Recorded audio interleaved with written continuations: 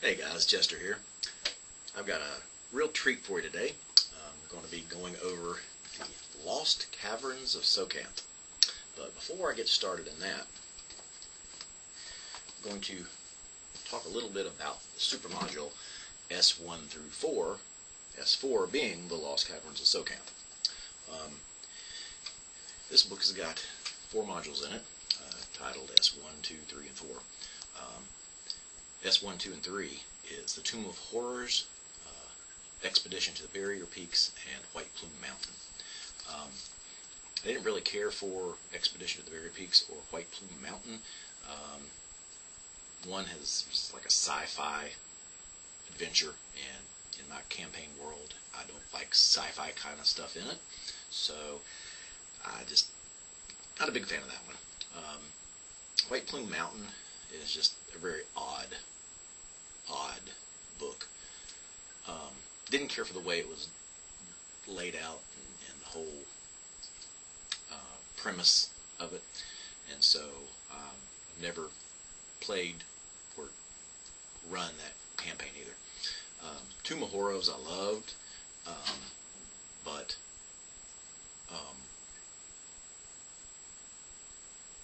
it also comes in a module by itself, just like Lost Caverns of Tsojcanth. The difference between this version of Lost Caverns of Tsojcanth and this version of Lost Caverns of Tsojcanth is a huge gap. This one is basically the bare minimum.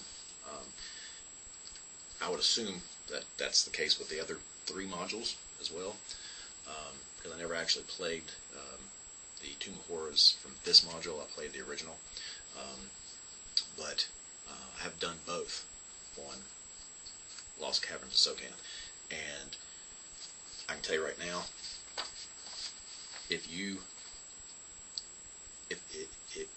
can use this book and play through the module just fine.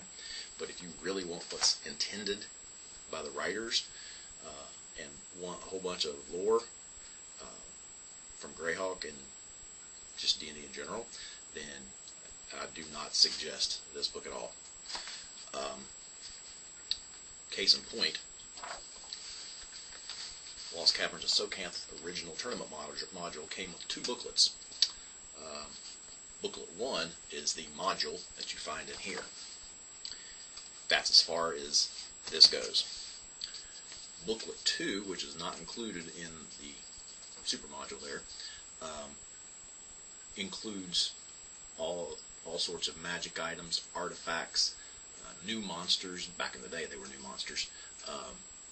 Demon princes, all sorts of things. I mean, at the time it came out, most of this stuff was the first time anybody ever saw of it. It even superseded the Fiend Folio, Monster Manual entries, that sort of thing, regarding the monsters that was in here. So, and maybe that was why they left it out because by the time this came out, those hardback books had already been printed, and I guess they decided that it wasn't worth the printing to give you this. But a whole treasure trove of stuff in this one little booklet here. I'll be going over here in a minute, but I'm going to take the camcorder off of the tripod so that you can see the wonderful artwork that's inside here. But basically, the premise of this module is you go do a huge dungeon crawl, and it culminates in a fantastic, epic boss fight.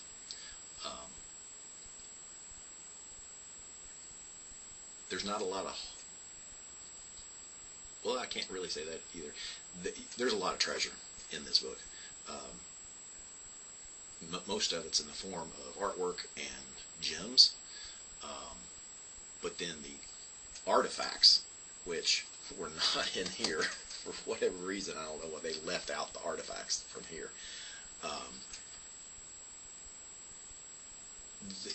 you get the artifacts, and then basically all 6 of the books in the magic treasure that gives you increases your ability points by 1, each book pertaining to each ability point.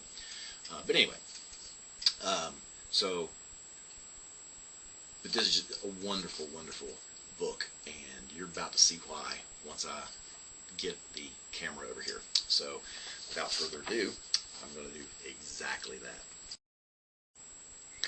Okay, guys, so to start off with, we have the cover. A fantastic cover it is. It is done by Errol Otis. You can see his signature up here in the corner. But just a fantastic, fantastic cover piece. This is the encounter with the Bahir. And then we open up the book and we find just even more fantastic artwork just off the bat. You have the wilderness map right here for the DM, and then the book goes on to artwork after artwork. I mean, God, I love artwork, and this book is, both these books are just chock full of it.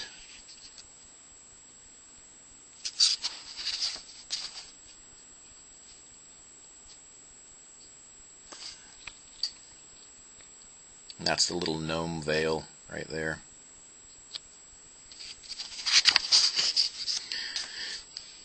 Meeting with the gnome king and their layout.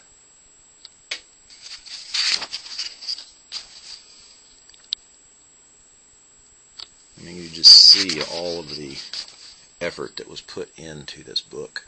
I mean, it's just fantastic. I mean, I just can't say much about it. All of this right here so far is just leading up to the boss fight.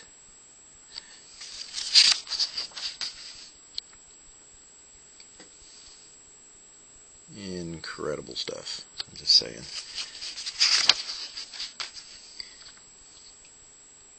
Now some people have compared this in lethality to the Tomb of Horrors. I don't really agree with that. I mean, the Tomb of Horrors was just mainly one gigantic trap.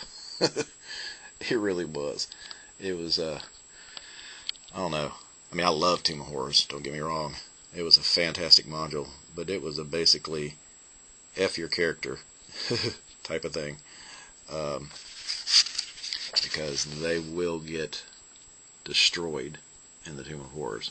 And there is quite a lot of chances for your characters to die here too. But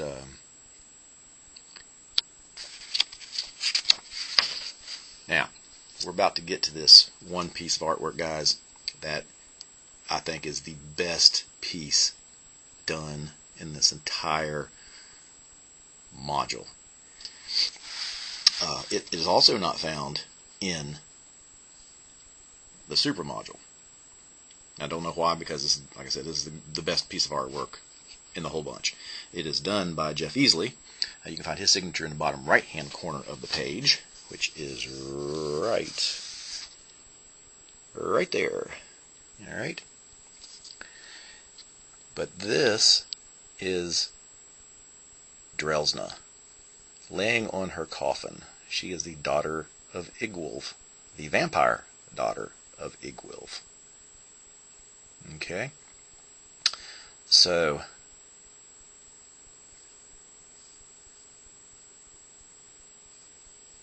I'm just going to read to you what it talks about the inner sphere.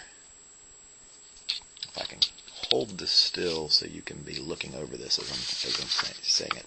You know what, actually, I'm going to go over this as I am showing you my miniature representation of this. So we'll get back to this later. I'll read that to you in just a few minutes.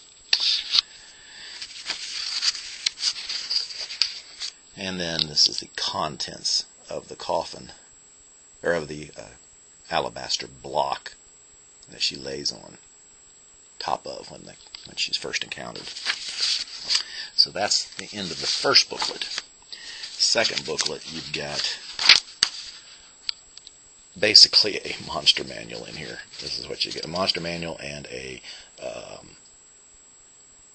magic item compendium, if you want to call it that. But the artwork still does not cease. It goes on and on. I mean, a lot of the stuff you're not going to encounter in this module. Some of it you will, but most of it not so much. Especially the demon princes, like you've got Frazerblu, and you've got Baphomet, and you've got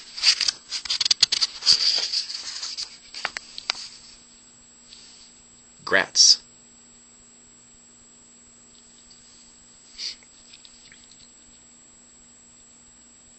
And then you've got Kostachi.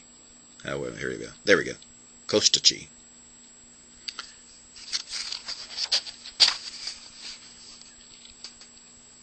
And like I said, the artwork is just incredible, guys. Just incredible.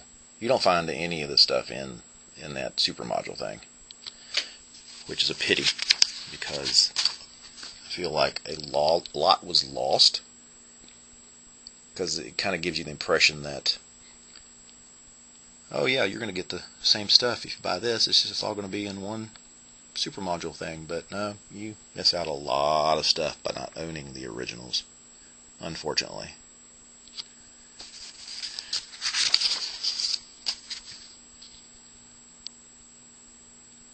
But you just see it goes on and on and on. The artwork is just incredible.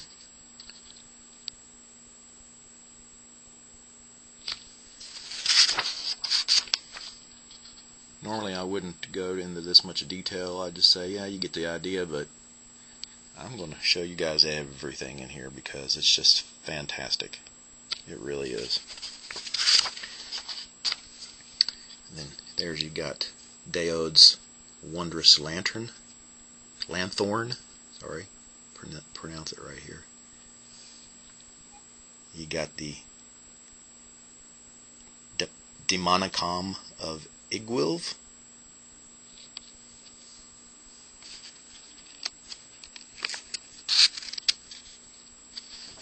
Or I guess it's pronounced Demonomicon.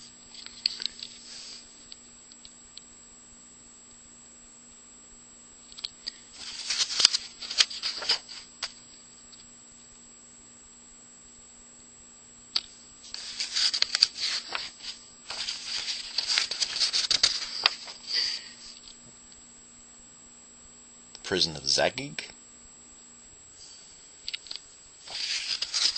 All sorts of magic circles here. Now, in the super module there, like I said, they did not have the Demonomicon of Igwilv, and they did not have Daode's Wondrous Lanthorn. They just made it a regular lantern, which I think is very poorly done, by leaving all that out. But I'm going to go here in a second. As soon as I find it, it gives a description in here. Well, hang on, let's go back to the Prison of Tsojcanth. Okay, the Prison of Tsojcanth. It says in here that the words necessary to operate a Prison of Tsojcanth are the activation word, the trigger word, which is used to begin the imprisonment of a subject, command spell, which names or describes the history of the subject, and a freedom word. Note, the spell words needed to operate the Prison of Tsojcanth in this module are found in the Demonomicon of Igwilv. So you turn back to the Demonomicon of Igwilv, and right here it says, Demonomicon of Igwilv. This brass-bound book contains a treatise on the powerful evil creatures of the lower planes. The Dungeon Master may include descriptive material and personal names as appropriate. Note that a creature's personal name is always kept secret, as these can be used for magical purposes. Such creatures also have a common name, which is the only one they will reveal to others. In addition, each of the 6 copies known to exist contain the following spells: clerical spells: Abjure, Exaction, Henley's Digit of Disruption; magic user spells: Banishment, Binding, Dismissal, Dolor, Ensnarement, Torment. Then it goes on to say the words of the Prison of Zagig, which in the Prison of Zagig entry it says that it's going to list the words. However, the editor or whatever missed that part and didn't include the words. Now, I brought this up one time on a group chat, and basically got a lot of people saying that it was supposed to be done by the Dungeon Master, it was meant to let the Dungeon Master be creative and yada yada yada.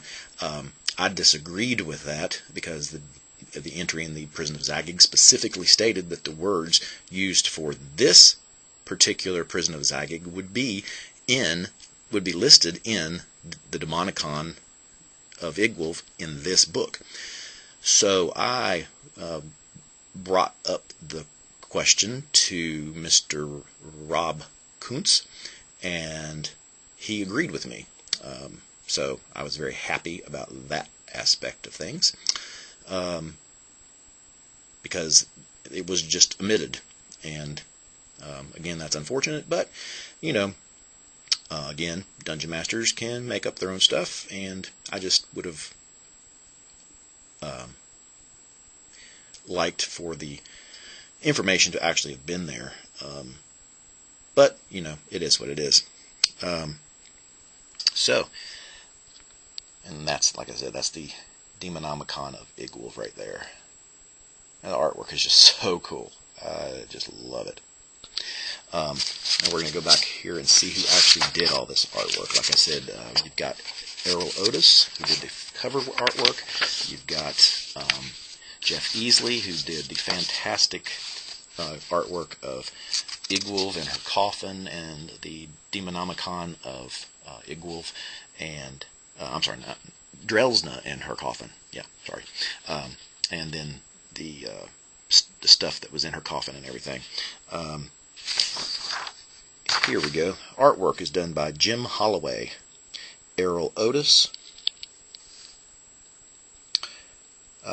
Jeff Easley, and Stephen D. Sullivan. So, congratulations, guys. The 4 of you are just fantastic. I just can't give you guys enough props. Just outstanding artwork, guys. Alright, so here is where I'm going to stop the camera again and go to my miniature depiction, and then I will read to you the description of what the characters see as they enter Drelsna's chamber. Okay, guys, so here we have the depiction, the wonderful artwork by Jeff Easley of Drelsna in her chamber, laying on the alabaster slab that contains her coffin and all of the artifacts. Laying outside her coffin is a table with a bowl of gems, a couple of stands with some pottery, and then on the right hand side over here you have the tripod with the brazier burning the sweet smelling incense, and then you have the stands when they come in the doors, and then you've got Dowd's wondrous lanthorn hanging above her. Alright, so all this stuff is on carpets. And the art, like I said, the artwork is just incredible, because if you notice down here at the bottom right here, you've got the carpet with a little bump in it, as if somebody had stepped on it and slightly moved it a little bit. I mean, Jeff's detail of this is just phenomenal. I mean, he could have just drawn it flat, but no. It's just crazy stuff like that that just makes these artists just wonderful, above and beyond just your standard artist. But anyway, I digress. Alright, so here we go. So my depiction of this scene right here, and here we go. Alright, so that's my shelf with all my stuff. Alright, so what we got here, and you'll be able to see the more detail of this if you go to my Facebook page, James Richmond Author. I have a lot of miniature photos there, and you can either get it through the mobile uploads folder in the photos section, or just scroll down till you find a couple of my posts where I've just posted almost 100 pictures, including these right here. So what you've got here is Derelsna, the vampire warrior and daughter of Igwilv. She's already gotten off of her coffin and is ready for battle. You've got Dowd's wondrous lanthorn hanging right there. I painted the facets on it with a glow-in-the-dark paint, so when you turn the lights off, you can actually see it glow. It's pretty cool, but can't represent that effect here right now, unfortunately. Then you've got her coffin, or not her coffin, but the alabaster slab and block that she rests on when you first enter. Now, I couldn't fit the Zagig's, the prison of Zagig inside the coffin there, just due to the fact of I'm working with miniatures that aren't designed for this setup, so I, got to do with what I got. But you got the rugs down there, the carpets, you got pottery, and then on the side over here you've got the tripod with the brazier burning with the incense. Now, I'll go ahead and read this first, and then I'll show you the rest of it. So, the room beyond the door is brightly lit. You step through the door onto a ledge of green serpentine. A decorative open-work screen stands at the end of the ledge. You see that other doors open onto ledges like the one on which you stand, each with its own screen. The chamber is spherical, and the doors and ledges are symmetrically arranged along the equator of the sphere. The upper hemisphere forms a dome of lapis lazuli, as dark as the night sky at the top, as pale as a twilight horizon at the equator. The lower hemisphere is of serpentine, pale green at the equator, deep green at the bottom of the bulb. The sides of the sphere are perfectly smooth, and look as if they cannot be climbed or walked on. Your screen is carved from rare wood and inlaid with ivory and mother of pearl. Through the openings in its intricate carvings you see a jeweled lanthorn on a golden chain hanging from the center of the dome. Within the lanthorn a steady amber flame burns. Its light is magnified by crystal lenses set in the framework of the lanthorn. The warm and comforting light from this lanthorn makes the very air seem to dance with motes of sunlight and moonlight combined. The lanthorn hangs above a broad stone dais. Atop the dais is a block of rose-colored marble, 6 feet long, 3 feet wide, and 3 feet high. On the dais, surrounding the marble block, are small carpets and a pair of beautifully fashioned stands upon which rest rare porcelain vessels.